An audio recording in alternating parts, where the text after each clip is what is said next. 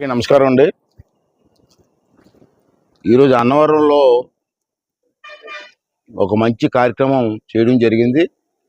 అదేమిటంటే 1990లో ఆ రోజు పెద్ద తుఫాను వచ్చింది, వరదలు వచ్చాయి. అప్పుడు నర్సీపట్నం దగ్గర ఉత్తరవాహిని దగ్గర పురాతనమైనటువంటి సత్యనారాయణమూర్తి గుడి ఉండేది.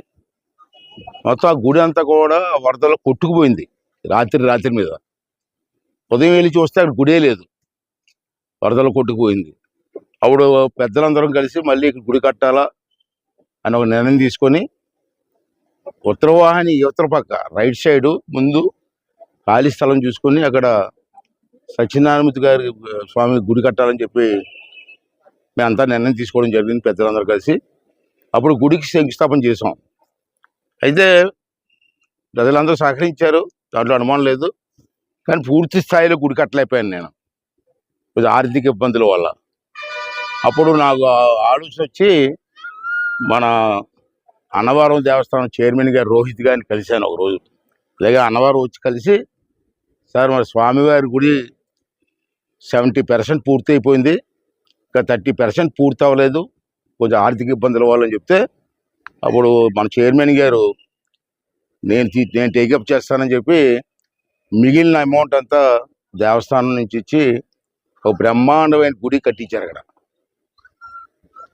కట్టించిన తర్వాత అప్పటి నుంచి ఇప్పటి వరకు మేము మా తాలూ పెద్దలందరూ కలిసి రన్ చేసుకుంటూ వస్తున్నాం, ఏ ఇబ్బంది లేకుండా.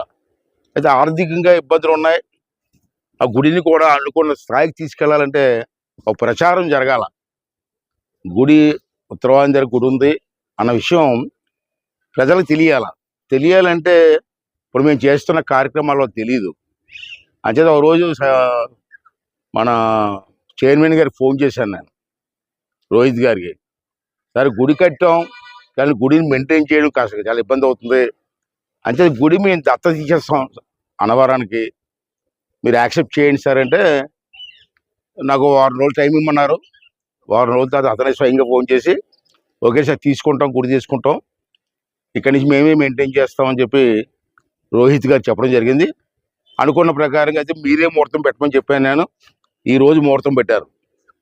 ఈరోజు శాస్త్రోక్తంగా స్వామి గారు ఎదుట సమక్షంలో నర్సీపట్నం సత్యనారాయణమూర్తి గుడిని మన అన్నవరం దేవస్థానానికి దత్తత ఇవ్వడం జరిగింది. శుభంగా జరిగింది, నా కళ నెరవేరింది. ఇక్కడి నుంచి ఆ గుడి తాలూకు మెయింటెనెన్స్ కానీ, లేదా అక్కడ పూజారుల తాలూకు మెయింటెనెన్స్ కానీ, అక్కడ మొన్నటి పనిచేస్తున్న చాకలలో మంగళలో తుడిసే మనిషి కానీ అందరూ కూడా గుడిగా అప్పచెప్పిస్తాను. వాళ్ళ ఇప్పటి నుంచే పనిచేస్తారు.